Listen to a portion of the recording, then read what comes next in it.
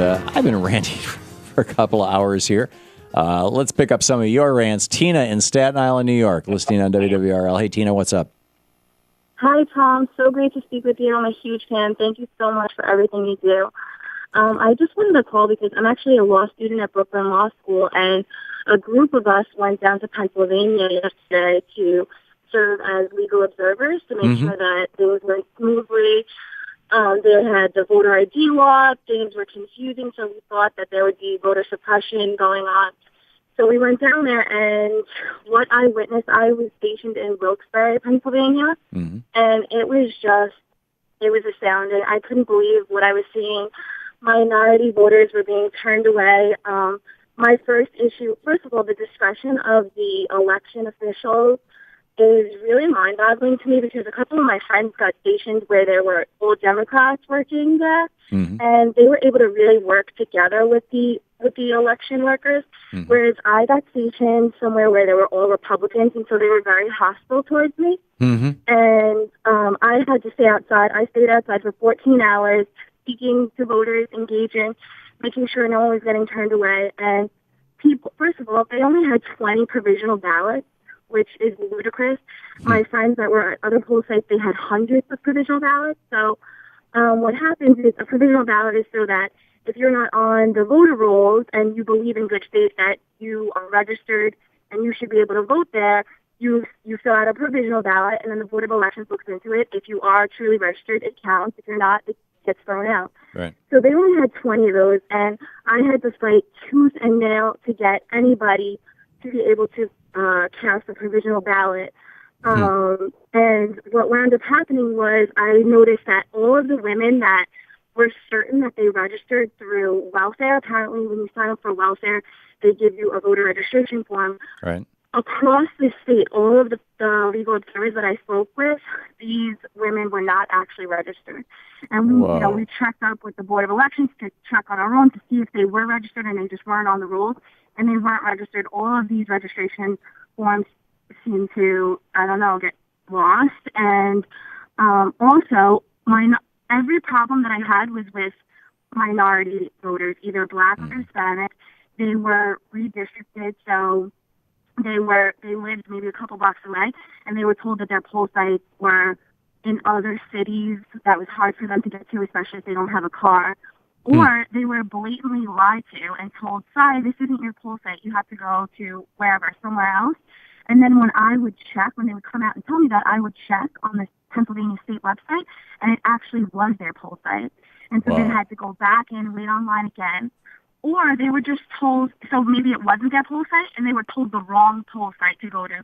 Or they were told, sorry, the number is busy. We can't figure out your poll site. So was this, Tina, were these malicious Republicans who had volunteered to be poll workers and then were messing with people who showed up to vote who had a little pigment in their skin? Is that what you're saying?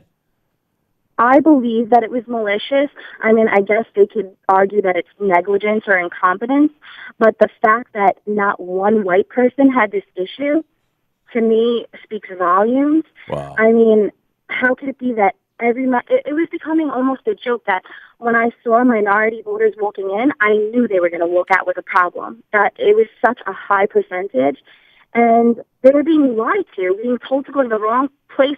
They wouldn't even look it up. I had to go in the poll site and argue with them, which, I tried not to be confrontational, but it was impossible because they were refusing to give provisional ballots, which is the law. You have to give a provisional ballot. If they believe in good faith, they are registered there and they're not on the rolls, you have to give a provisional ballot. They refused. Besides that, you have them actually lying about where they have to go as far as poll sites. I had the judge of elections at my poll site come out and scream in my face and tell me that I don't have the right to tell voters that they have the right to vote provisional ballots, that he'll decide who has the right to vote on a provisional ballot. And I said, sir, it's the law. It's their right. It's nobody to decide. It's their right. Were these poll workers... Were these poll workers who were turning away people of color, were they themselves people of color, or were they Caucasians? Oh, no, they were Republicans. I found this out later when apparently it was a small town, so everybody knew each other. Right. So they weren't just white people, they were white Republicans. They were white Republicans, and that's why they were extremely hostile to me and to all of the minority voters. When I went in with the one woman who registered through welfare, Right. they were just so condescending to her. I had to beg. Have you for the contacted the provisional Justice ballot. Department, Tina? I contacted the ACLU, and I went down with Organizing for America, so I filled out a bunch of incident reports. They're Good. definitely looking into this. Good. And I'm certain something was done while I was there, because after he came out and screamed at me and told me that I couldn't tell people and that he was calling the sheriff on me, Right.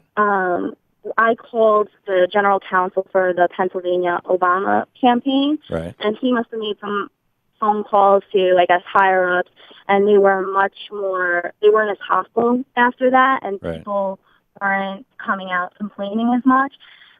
There were long lines as well. I don't know if that was malicious, because it seemed like there was a lot more white voters than minority voters, so I couldn't imagine that they would make them wait in line. It could have just been a lot of them were elderly, and it seems like there was people were coming out saying there was empty voting booths, and it was just taking them so long, and two of them had to tally, or this is what I was being reported. Well, and you know, it's if it's a Democratic neighborhood, there may be a lot of white voters who are registered as Democrats. So it might just be that this, definitely. you know, so it's not just a race The thing. feedback that I got from the voters, a lot of people were appreciative. You could tell the Republicans, because they were very hostile towards me, and you know, some people told me to go back where I belong and to leave, and that people should show ID. Wow. But, you know, I tried to remain neutral. I didn't say I was there with Organizing for America. I just said I'm a legal observer, because at the end of the day, I wasn't there to sway any votes or to tell people who to vote for. I was just there to make sure that nobody that was eligible to vote was turned away. And sad to say, if I wasn't there, I don't know how many voters would have gotten turned away. And just being told, the one woman that was so condescending told the woman, "Why are you even wasting your time filling out a provisional ballot? They're just going to throw it out anyway. Your vote's not going to count." Wow. I mean, just having people think that they're a part of the political process is so important, and to have poll workers have this huge discretion to be able to make these decisions and to tell people this and decide who gets a provisional ballot. Right. I think it's a real mistake, and I think we shouldn't leave it up to these local governments to make these decisions when it comes to voting. Yeah, and this is another reason why people of goodwill, rather than people of with a partisan agenda, should be volunteering as poll workers. I've told the story many times. When my mom was a volunteer poll worker for decades, and as I recall, at least a decade, and she was not particularly political. My dad was a gung-ho Republican, but my mom, I think, frankly, she was a secret Democrat. But mostly she was just there to do her civic duty. And, it was all about, I'm a part of the community. This is the community. These were the old days when you'd recognize people. People would just sign in. Your signature was all that was enough.